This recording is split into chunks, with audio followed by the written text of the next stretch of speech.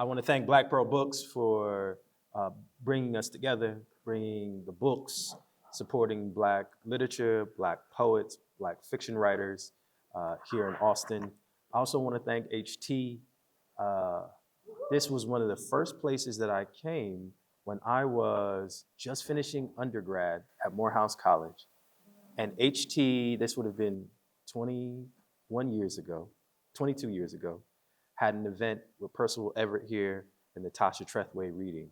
And we came from College Station, right, with the Kalu Creative Writing Workshops. And I sat in these very seats and watched Black brilliance.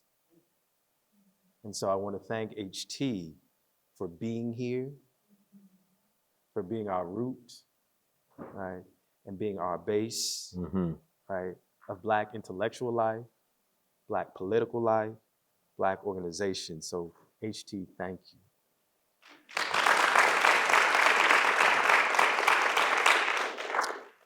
And that's kind of where I want to begin. You know what? Yes, sir. You're too far from me. Okay. Should we? Okay. Let's, all right. Yeah. All right. That's Yeah. close. All right. There we go. Yeah. Yes, sir. Yes, sir. Yes, sir. how do I say this? I'm a HBCU graduate, Morehouse College. Right? If it weren't for HBCUs, this literally would not be happening. Right. And so one of the things that I want to think about and I want to begin with is us thinking about the literary legacy of Black colleges and universities, right? The aesthetic legacy, right? We forget that W.E.B. Du Bois was at Clark Atlanta, right? We forget about Hale Woodruff. That's right. Right? And so one of the things that I want to talk first before we jump into the book is just how did an HBCU support, shape, nurture you as a writer, as an undergraduate, right? And then as a professor and mentor. Well, you know, the other thing I'll first say, it is an absolute honor to share this space with you, great King. I think that's important to say as both a mentee and a mentor to me. I went to Clark College when it was Clark College, right? Now Clark Atlanta University, one of the greatest bastions of intellectualism on this planet. And absolutely. And the truth of the matter is, if you all don't say this about Houston Tillotson, shame on you. See, don't be at a place that you wouldn't claim as glorious and you're in it. Right? See, heaven's supposed to be heaven because you're in there. Right? Not it's glorious over there and you trying to get there. That's right. Right. Which is really what's messed us up theologically too, but that's another thing. All right. The thing that I think is so critical is that what I got at Clark Atlanta University was teachers who believed in standard, teachers who believed in excellence, and they weren't famous people, right? But that's always been true for Black people. We have, historically, Black people didn't need fame in order to have greatness. That's right. Right? Right. And what has messed us up is when we now need celebrity, right, in order to have applause, right? And so I had professors who the average person in the world wouldn't have known them, but they knew subject and verb agreement. Come on. Right. They could tell you the difference between the misplaced and the dangling modifier. Come on. And they'd mark it on your paper and it would cost you 10 points, you know. These were folks who would take a ruler and see if your margins were right, right? Because what Black people really were doing was saying, we know the belly of the beast in which we exist. We know that. We know we're in Babylon. We know that. But what we also know is that Blackness will survive on Mars. Blackness will survive anywhere if as long as it remembers it is Blackness. And the thing that I think has messed up too many people and Black schools is that we are using white schools as our focal referent, right? Which, you know, we're trying to figure out how we can be more like them, when the truth of the matter is to do that is a step down. Come on. Right? Well, how do you know? This is how you get a Septima Clark. This is how you get a Malcolm X. This is how you get a Marvin Collins. You know, the list goes on and on and on. You know, I was telling students, you know, there was a black woman named Katherine Johnson who did the analytical math to figure out how to get a person to the moon and back. Y'all saw the movie, right? Called Hidden Figures. Hidden Figures, right? And what's so remarkable to me about that movie, that some kind of way they failed to say, and that is Katherine Johnson and all the black women who are working in the basement are black college graduates. Every single one of them, right? And the question is, how in the world, at these little black colleges that most of these white people have never heard of, were they doing the kind of math that later you would need in order to traverse the universe? How did these black women bring this math? It's because excellence is what black people do. It's not an achievement. It is our daily bread. It is our portion, right? And so I'm saying this to say at Clark Atlanta, what they taught me was the regularity of excellence instead of the exceptionality of it, right? And if we'll stop thinking of smart black kids as being exceptional, right, we can make some ground. Because, you know, we're applauding black kids for being smart. Listen, black people paid for you to be smart. Really, it's the natural outcome of the seeds we planted. Who's surprised if you plant well when you get a good harvest? That's not a shock. That's right. That's the inheritance of what it means to be in a black space. You know, we're not shocked, you know, as I was telling, we're not shocked when grandma's stuffing is good. Right? It's supposed to be. Right. And I use the word stuffing for a reason. Y'all were supposed to say no, dressing. Because we don't want no stuffing. All right. And if you will, metaphorically, black school, we do the dressing. That's right. And we know the difference between dressing and stuffing. That's right. But if we're not careful, we're trading dressing for stuffing. That's right. Right. And you really don't want it. No. Right. And, but we don't give grandma any award for that. We just eat it. Yeah, we eat it, and it's regular. That's what we do. In fact, we get it every year. In fact, many of us get it every Sunday. Right. Some good greens, there's no award for the good greens. So why would we give a child an award for straight A's? See, it's in the legacy of the people to be excellent. That's what we do. And that's what I learned at Clark, right?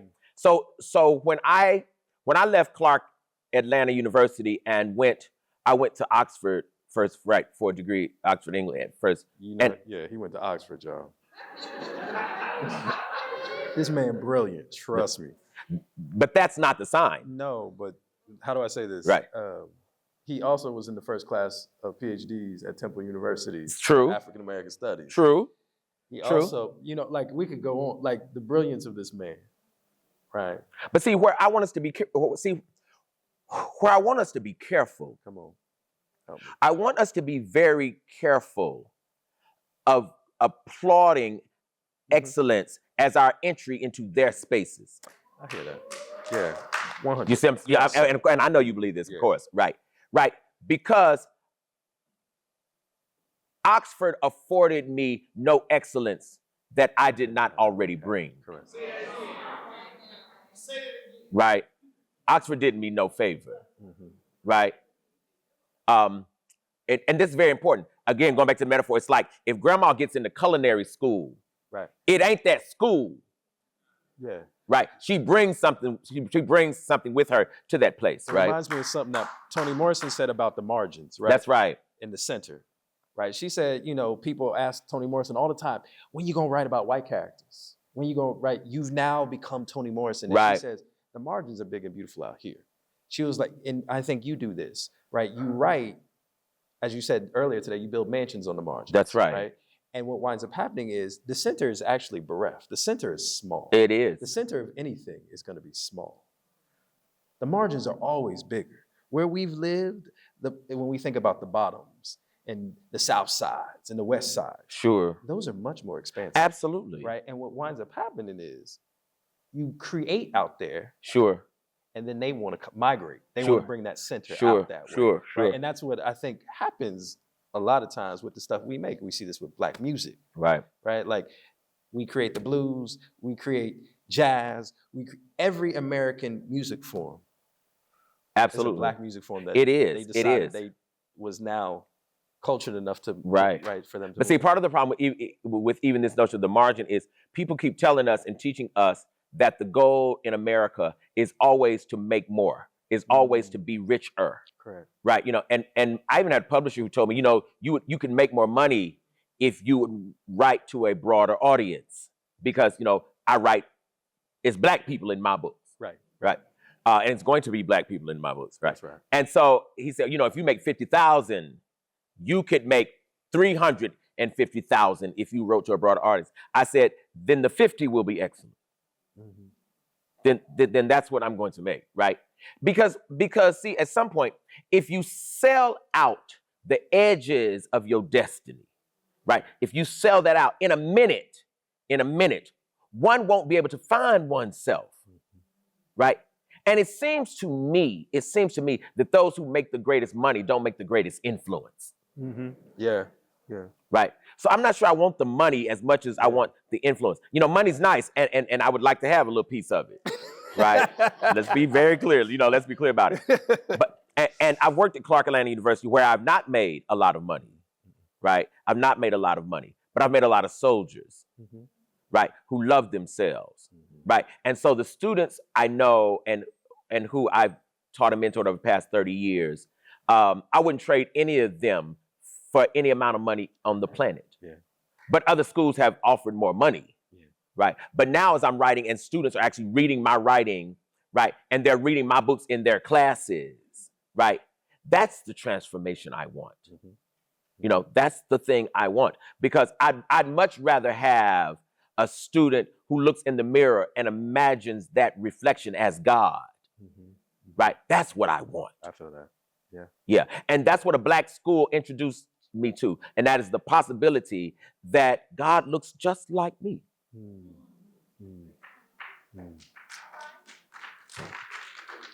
Welcome to the conversation. Can we shift just slightly to talk about Isaac's song? Because that's the book I seen that's folks the book. in. Yeah. That's the new book. That's what we're here to celebrate. And you call it your companion album to Don't Cry for Me, right? And so why do you think, what sort of, how did you see already? Okay, did you see while writing Don't Cry for Me, we're gonna need?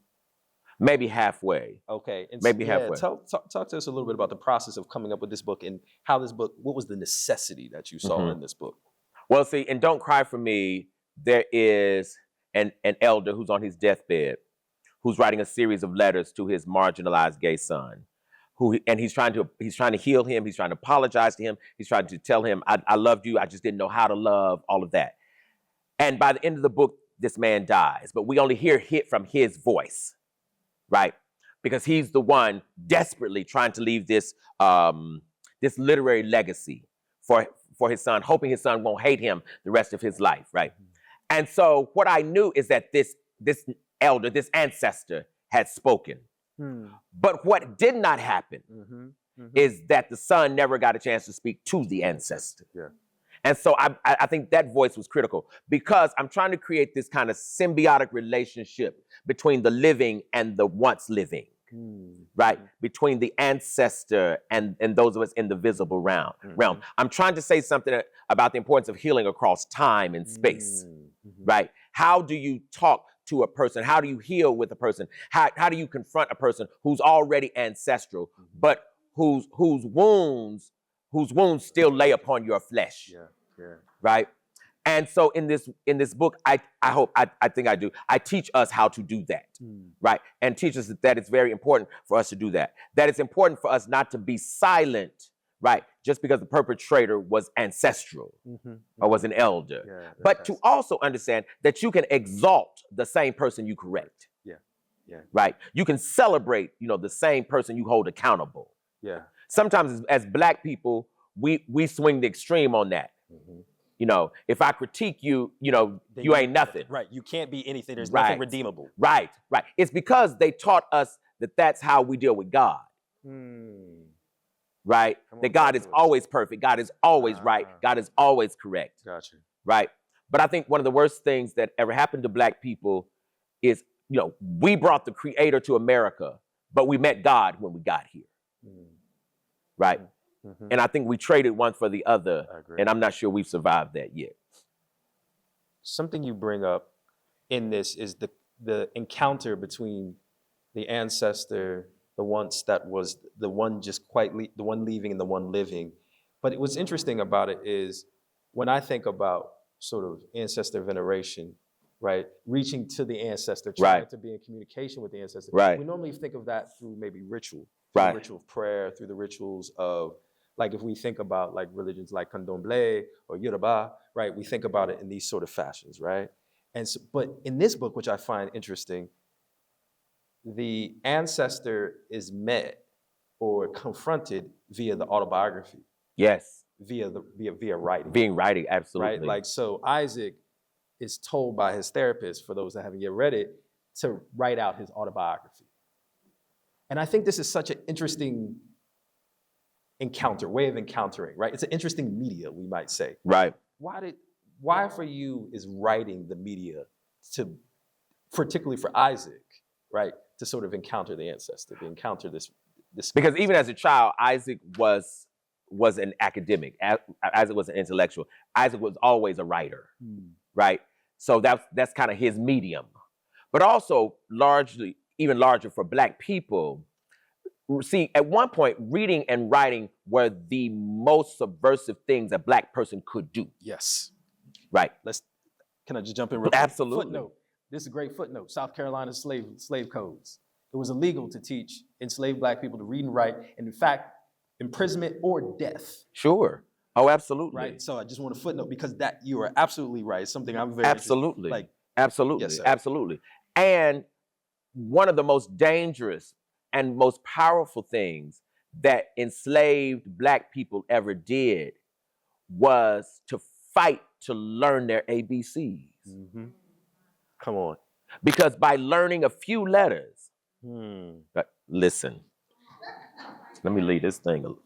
And in fact, I'm gonna tell a little story while you get a swig of water, which is my great grandmother said she learned to read because she prayed, and God left reading for her. Like she just opened the Bible, and she said she divinely sort of, God brought reading to her. Like, sure. It was a sure. spiritual. Oh, absolutely. It's encounter. a spiritual. Absolutely. Absolutely. And what they knew is if they could learn a few letters, they could put together a few words. Come on.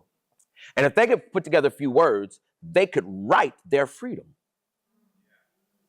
They wrote passes for themselves. That's right. And signed their own captors' names. Right? But see, the part of the issue is that white folks didn't know whom they had captured.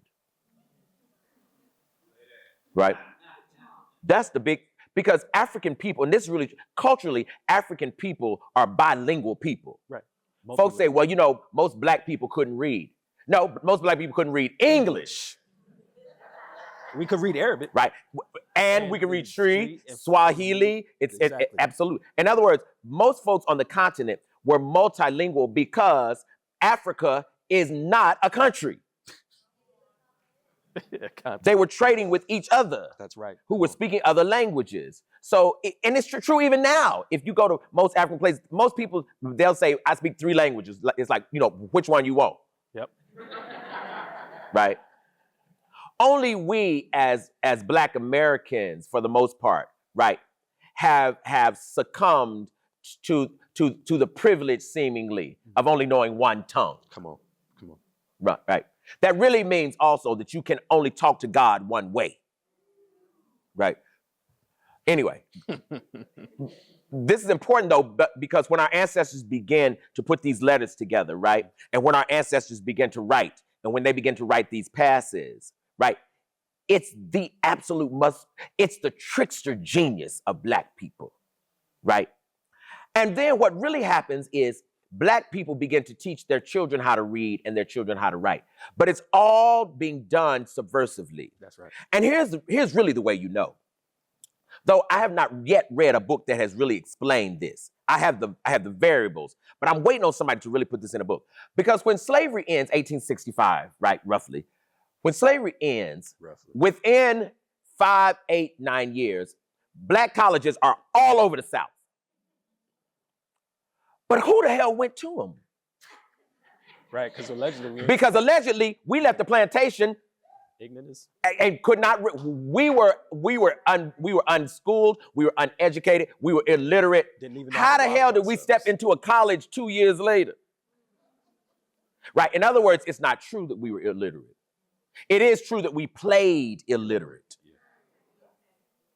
That is true. That is true. Right, because we were playing in a system whereby the trickster knew how to play the assumptions of anti-Blackness against white supremacy.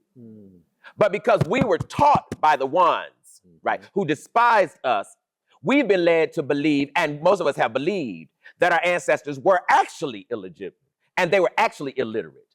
They were not illiterate at all, right? Not even a little bit.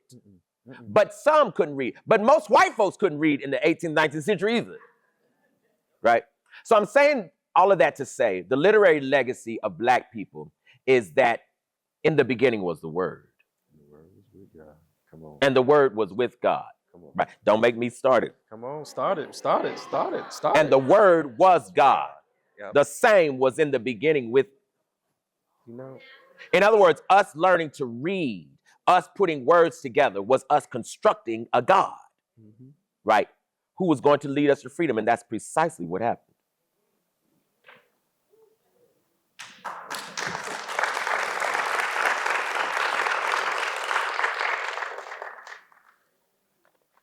I want to jump to something that I remember being 19 years old, 20 years old in his office hours, going fishing out in Rome, Georgia, hanging out in them Cadillac. No, you had was a Pontiac. I don't remember what I drove back then. But I remember something that you always impressed upon me, which is, you know, it's a lot for a 20-year-old coming out of the Northeast at the time, coming from Jersey, which is you always talking about our joy, right? I remember there would be times when Baba would turn on the radio, because this is my Baba, this is my elder, right? He would turn on the radio and he'd make us sing, right? If we were like initiates, and he'd make us just sing, right? And be like joyous. And I'm like, oh, what's all this joy? We gotta be joyous all the time, you know? This is the late 90s, early 2000s. I'm coming out of hip hop. I'm coming like, heavy, right? But one of the things that I would love for you to talk about are these moments of ecstasy that are in the book. The moments of joy, even for Isaac as he's dealing with these wounds, right? That there are moments when I can feel in the writing that Isaac himself is having an ecstatic experience in the writing. That Isaac himself, even in remembering his father and the potential, there are moments when his father does something and he responds that are absolutely ecstatic. Yes. And so I would love for you to talk about sort of the place of ecstasy. Like when I was here last time, there was a student who was sitting right over here. I was talking personally, and she said, how do we write in these moments when Black people feel so under attack?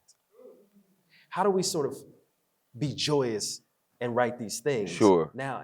And I think your novel addresses this. And so I would love for you to talk a little bit about that if you could, sir. See, what's interesting to me is the way we've now traded a Black aesthetic lens for a white supremacist one as our own. And here's what I mean by that.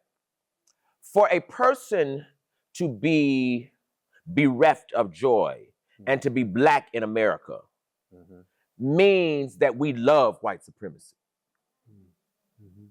Because joy is something that Black people create, right, out of our very, it issues from our very being, if we stand in it, right? How do you know this? How in the world did Black people create a ring shout in the middle of slavery, right? How in the world did we do the cakewalk? How are we doing a party on Saturday night in the barn, and we enslaved. You said, in other words, and this is very important, it is not true that our bondage robbed all of our agency. That is not true. Right? There's all kinds of joy that Black people had even in the midst of bondage. Right? Because the truth of the matter is, if you ever have joy and if you ever get connected to it, nothing physical can shake it. Right? You know, we come from people, who could, my grandmother, who was always poor, lived in a one-bedroom shack, right? She could make a pound cake. She used to have this big bowl, right? And they didn't have the electric, what they call them? Yeah, she had a big spoon, right? And she'd whip that. Right. She would be whipping that. I was like, my God, that woman is whipping this. It's 6 eggs and 4 pounds of sugar. Yeah. Diabetes. Right. Diabetes. Right. But what's funny is, while she was doing that, right, she was singing, "'Tis the old ship of Zion." She made the song fit the labor. The rhythm of the song was the rhythm of her wrist. "'Tis the old."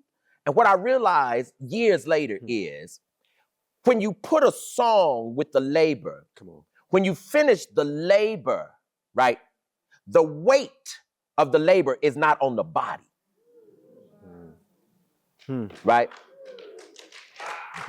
And my grandmother used to say all the time, "Don't you live here and have no song, boy." I didn't know what she meant. I was like, "Grandma, I know a lot of songs." Probably you said. Like, I know a lot of songs, man. What are you talking about? And she would just repeat, "You better have you a song." Something to labor to. Right? "You better have you a song." And I just never could. And she would say, "When you in trouble, you better pull up you a song." And I was like, and I was a church musician. So I was like, "Ma'am, I know songs, right?" But I'll never forget this as long as I live. I went to Oxford.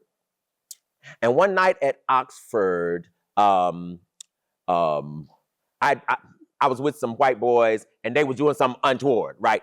And so I almost got in a little trouble, right? Oxford police came and I was like, I can't go to jail in Oxford. In England. England. I said, I can't. Country. I said, no. But I don't know nobody over here. But what I remember is, and I might have been about 18, I'll never ever forget it. Right? The police came, I saw them walking towards me, and I closed my eyes. This is true. And I said, "Pass me not, oh gentle Savior." You know what? They was like, "What you doing?" I was like, "Baby, I'm conjuring something." Listen, shit. Baby, listen, I'm conjuring something you don't have to know nothing about. Come on over here. Because I couldn't get to the people I knew. You know what I mean? Yeah, I couldn't get to any source of, So I had to pull up something invisible that was gonna cover me. Right? And so and that's the source of Black joy. It's not joy, it's not happiness. No. No. It's not about happiness, right? It's the clarity. It's the clarity that my circumstances are not stronger than my power. Right? And it's me reminding myself of that. Come on. You know what I mean? Happiness is fleeting. That comes and goes. Joy is when I have nothing but beans to eat, and I'm still gonna bless this food. Yeah, come on. Right. So it's so interesting because we have a novel called Isaac's Song. Right. Right. So if we think about this formally, right, song is a poem, song is a lyric. Song doesn't necessarily necessitate a melody. Right. Even beginning, middle, or end. Right. A song can just be, it could just be a feeling. Absolutely. Right. Absolutely. And so I'm interested in how do I say, the song comes about because Isaac's mother is narrating when he's a little boy, right? The story, his story, right? Right. But she calls it a song too. She does. And so I'm wondering, does this connect to what you're speaking? Like, absolutely. How does this? Absolutely, it does. And it really connects to my belief, and this is a very personal belief of mine, that any Black child in a community should remember elders singing their song. I know what you It doesn't necessarily have to be a melody. There's some kind of way that a child should remember an elder's affirmation. Come on. Right? Yeah. Even if it's, when I was a child, elders called me professor. That's the right. song. That's the song. In other words, an elder's part of the elder's job in the community is to dream the destiny of the children. And what has happened to so many of our children is no one has spoken their destiny out loud. And so they're searching for it. They're hopping majors, trying to figure out what I should do in life. I don't know what I should do. I don't know what I should be in life. It's a seed unplanted. But a seed is not supposed to plant itself. Come on now. I remember I worked with this old black man in College Station once. He said, children don't blaze paths, they follow. That's right. A seed is not supposed to plant itself. An elder's job is to plant seed, which is, I pray I did that in you. And now here you are, right? Yes, sir. A master literary professor, right? Absolutely. Yeah. Absolutely. An elder is supposed to do that even before a child even knows the elder is doing that. Agree. Right? This is how a child moves in such a way that their future, that their excellence is guaranteed. If you have a child 2 years old, an elder, right, in a community is supposed to be planting the seeds of that child's excellence, right? That child can't even talk. I don't need you to talk. I don't need you to say anything, right? But a conscientious elder is supposed to see this child's creativity, or it's supposed to see that this child is quiet in the corner. But quiet in the corner does not mean something's wrong with the child. No. It doesn't mean. An elder is supposed to be able to call that thing, right? So that by the time a child is 5 or 6 years old, what a child's gift has already been recognized. That's right. That's right. Right? And so a child moves in that kind of way. And when a child is 10 or 12, I already know who I am. That's right. I know I am. But a lot of what's happened in America because of enslavement, et cetera, is we get 17, 18, 27, 32, and I'm still trying to figure out. But it's because no elder spoke a destiny over my life. So I'm trying to do it for myself, right? But when a person plants their own seed, it's going to be a shallow planting, right? Because a person doesn't have the tools. An elder has the tools to do that. Yes, sir. A teacher can construct your self-esteem far better than you can. Oh, I totally agree. It's that permission, right? Absolutely. There's a way in which also something I remember you reminded me of, which is that the elder also sort of can see a little farther out. Absolutely. Right? The elder is seeing what yet the young person doesn't Absolutely. have eyes or even maybe the neck. Absolutely. To see. That's right. And an elder has ashe. The elder has ashe power. An elder has the ability, and part of it is because the child believes in the elder. Right? Because the fruit from the elder's life ought to be obvious. See, if Stevie Wonder told me I played well, I'd believe him.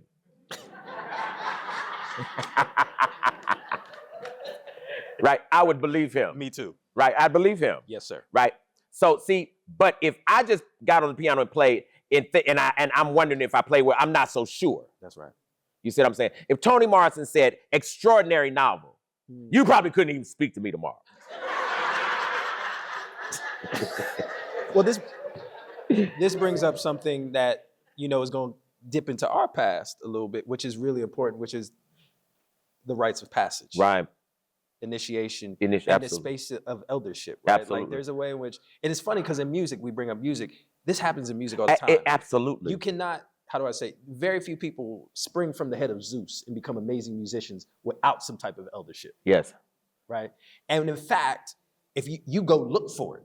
As a musician, you go look for some older person or someone who's done it, and you sit and you learn, right? And in fact, I'm afraid of any musician who hasn't. Right? That black cook who's never been in a grandma's kitchen, I don't want your food. And I haven't even tasted it. I don't want that. I don't want that. See, there's no way that dressing is right. It's stuffing. Because, right, there's no way it's right. No, it's stuffing. Right. right. It's stuffing. It's that stuffing you doing. Right. Even if you think it's dressing. Right. But here's why. Because there's the recipe and there's what grandma does. But see, that's true in music too. there's the musical score, and there's what black people do.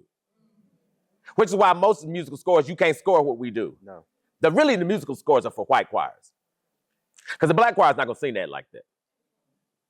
This brings up something that I think becomes sort of an issue we deal with, which is what happens if we don't have, I'm not saying we don't have elders, but what happens when I'm a young person that may be growing up with a dearth of elders, Absolutely. right? How do I go get, there's a way in which I had to come and get you. I went. Absolutely. I literally. Absolutely. So Absolutely. before I was at Morehouse, I was at Princeton University. I left Princeton to be under his tutelage in Atlanta, right? So I went to the elder. Yes. Right.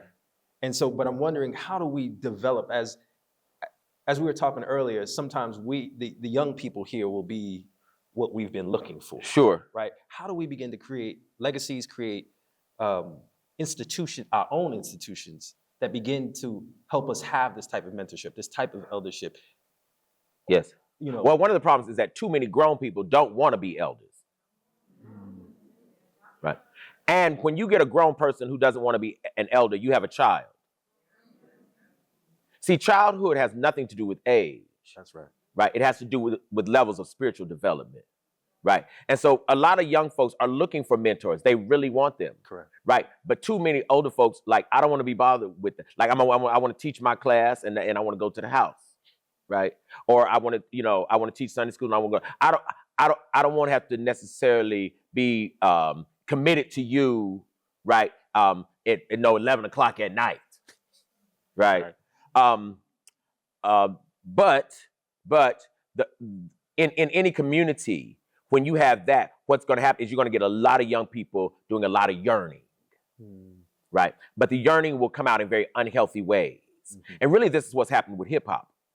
You have geniuses. The genius of hip hop, I'm very, very, very clear about. Geniuses. But they've had very few elders. Mm-hmm. And the way you know is because of the lack of character around it. The way you know also is that there's very little dignity in the language. Mm-hmm. There's creativity in the language.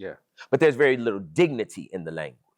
The way you know is sometimes the raggedy way that folks will deal with each other in terms of integrity or poor integrity. I think about, that whole beef between Drake and Kendrick, right. And really, I wish I could have had 1 hour with both of them.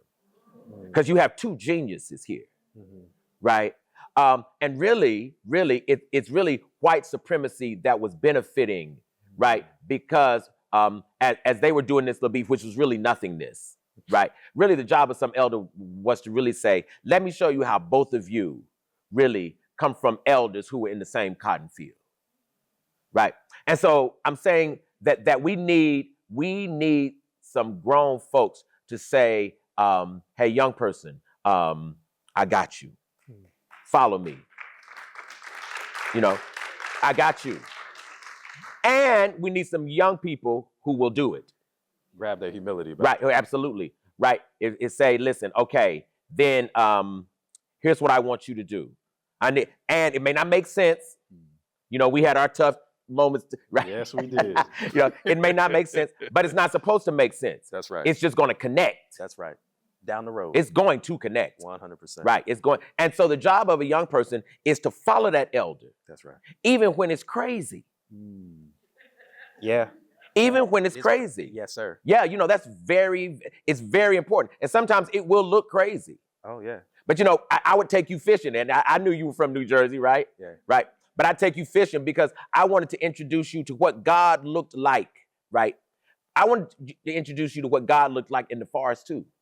Yeah. And I grew But up it looked like we were just fishing. Right. And I grew up with that. That's why I loved it. Like, Baba would Baba would be like, get in the car. And we just drive an hour and a half just into the woods. Yes. And it'd be cold. And I would ask, but it was one of the most beautiful experiences. He was like, just sit here. Just sit here with me. And we would just sit there for hours.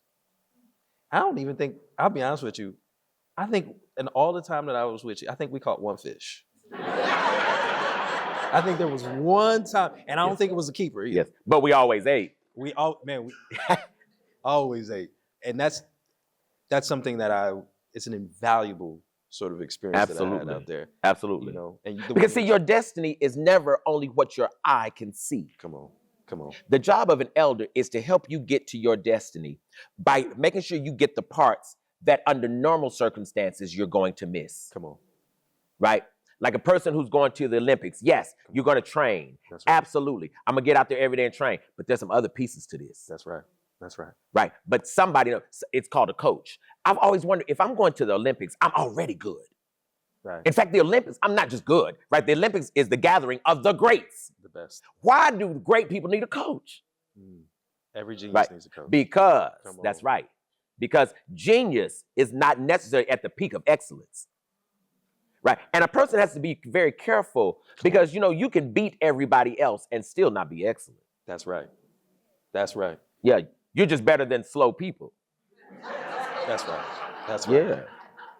So I want y'all to start gathering y'all questions. This is, you know, I'm giving y'all a one question. I'm giving y'all an opportunity. I'm sure y'all have questions. I'm gonna just ask you one more question, which is, I couldn't help but notice in this book, it happens in 45 chapters that are like 45 days. Mm-hmm.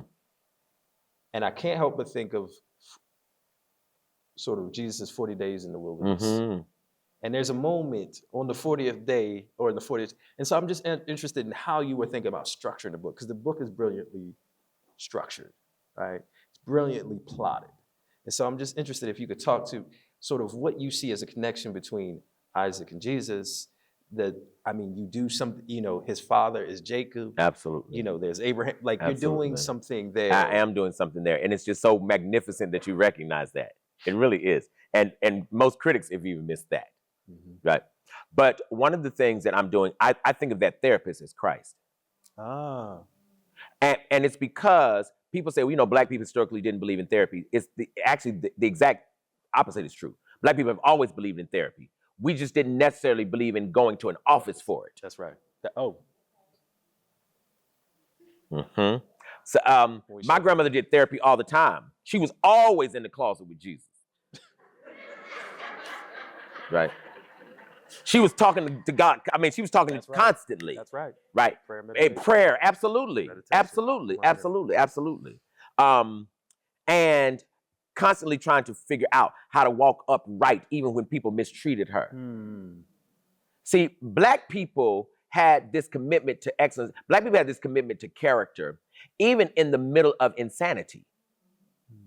Right. One of the things that I have always been amazed about is how did we, Obike, leave slavery and teach black kids to respect white people? Yeah. I'm thinking we'd be like, all right, it's time to whoop ass now. All of it. On site. Listen. On site. And listen, when you see some white people, don't even look at them. Mm-hmm. Don't say hi, don't say nothing. We don't owe them nothing. But that's not what we did. What black people said is, you will say yes, sir. You will say no, ma'am, to this white one too. But why? Because what black people believed is, when you meet God one day, God is not going to ask you what were the circumstances for your seemingly justifiable ugliness. God's going to ask you about righteousness come what may. And what black people were saying is, I need to get the answer right. Because eternity is longer than this. So, right, and that's so very, very, very, very important, because I think black people were trying to follow this notion that that really, truly, if you choose to walk upright, if you live right, the universe bends towards your leaning and bends towards your desires. Right, and bends towards your prayers. You know, I think of my grandmother, and I used to say, well, she didn't get what she prayed for, right? And I thought that until the day I got a PhD, and I realized she got precisely what she prayed for, right? Because I come from folks who, I'm the first person to graduate from college since we got here as a slave in my right, which means it really shouldn't have happened. My father can't read at all. He was a second, third grade reader. And somehow his son got a PhD at 25. So something in the natural world didn't add up. But in the spiritual realm, it did. Yeah. You see. Let's turn it.